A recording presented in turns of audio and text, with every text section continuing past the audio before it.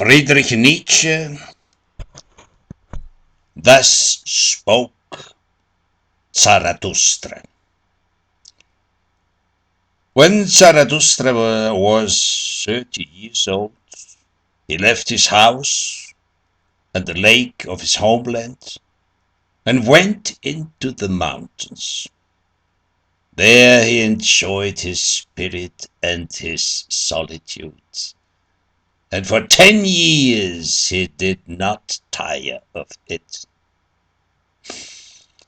But at last his heart changed, and one morning he rose with the rosy dawn. He went before the sun and spoke thus to it. "You great star, what would be your happiness if you had not those for whom you shine? For 10 years have you climbed up to my cave. You would have tired of your light and your journey without me, my eagle and my serpent.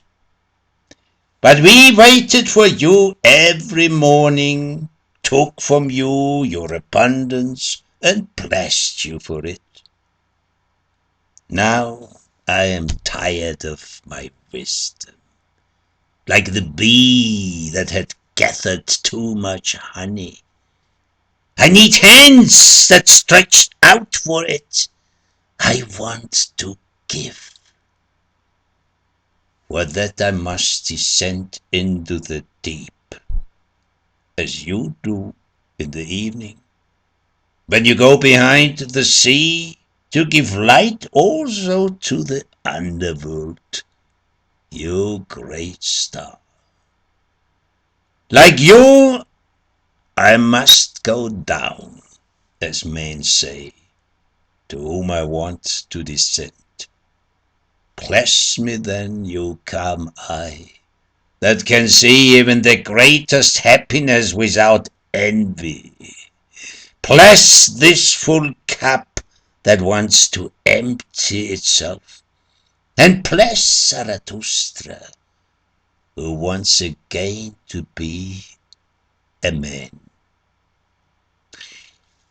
Thus began Zarathustra's downfall.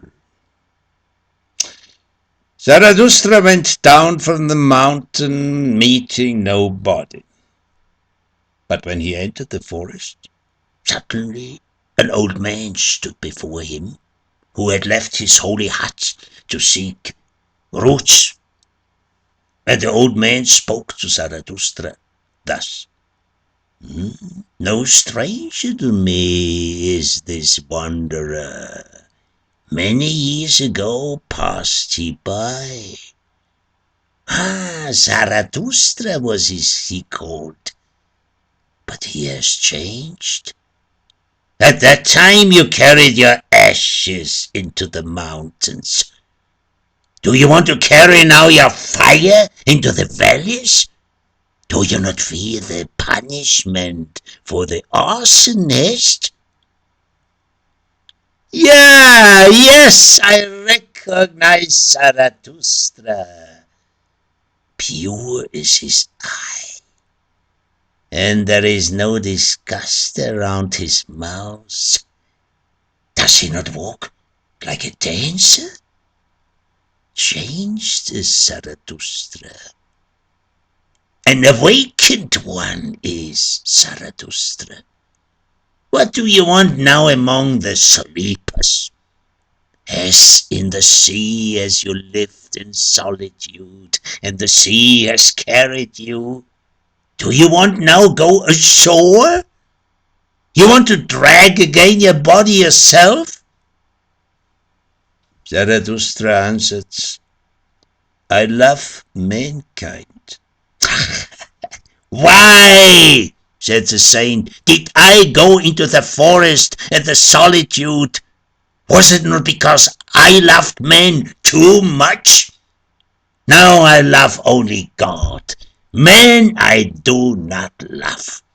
Man is for me a too imperfect a thing. Love to man would kill me." Zarathustra answered, I bring men a gift.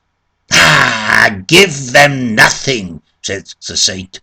If, however, you want to give them something, give them no more than an ox, and let them even beg for it.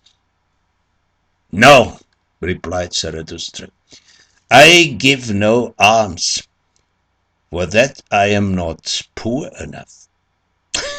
The saint laughed at Zarathustra and spoke thus. Then see to it that they accept your treasures.